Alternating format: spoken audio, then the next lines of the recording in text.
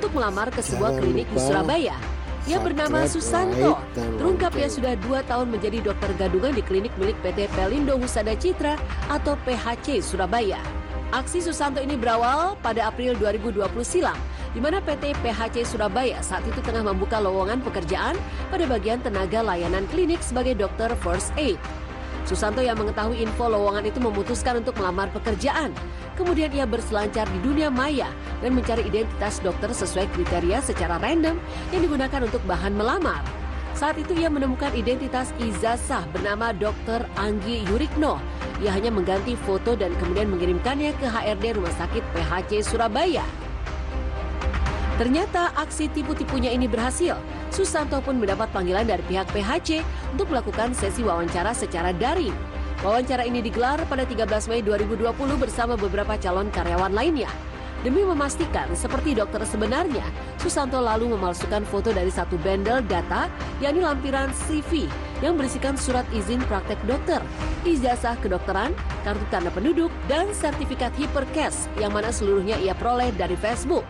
Setelah dinyatakan lolos, Susanto selanjutnya dipekerjakan sebagai dokter Hipercare full-timer pada PHC Klinik yang ditugaskan di klinik K3 PT Pertamina EP4 Cepu per tanggal 15 Juni 2020 sampai tanggal 31 Desember 2022.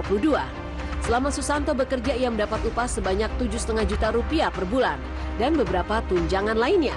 Tentunya ia telah mendapatkan gaji tersebut sebelum akhirnya aksinya terbongkar.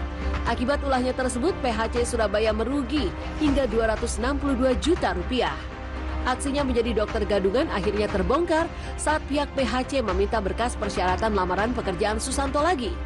Pihak PHC bermaksud memperpanjang masa kontrak kerja Susanto. Namun dengan data yang ia berikan ke pihak rumah sakit lagi, ternyata terdapat beberapa kejanggalan dan ketidaksesuaian dalam sistem, terutama mengenai foto yang beredar. Dan ternyata status orang yang terdata dalam ijazah telah bekerja di sebuah rumah sakit Bandung. Setelah hasil pengumpulan bukti serta menghubungi pemilik asli ijazah dan berkas lainnya, diketahui bahwa Dr. Anggi Yurikno, si pemilik berkas tersebut, tidak pernah mendaftar atau meminta bantuan ke siapapun untuk daftar lowongan ke rumah sakit PHC. Akibat aksi nekat Susanto tersebut, ia dituntut 4 tahun masuk penjara oleh pihak PHC. Jika Susanto sebagai dokter abal-abal, pihak rumah sakit mengkhawatirkan aksinya akan membuat malpraktek. Namun sebelum itu terjadi sekarang, ternyata zaman dahulu ada prosedur dokter yang cukup mengerikan hingga di luar nalar loh. Tidak seperti sekarang yang tindakannya bisa membuat nyaman para pasien. Penasaran? Berikut Jendela Dunia informasikan untuk Anda.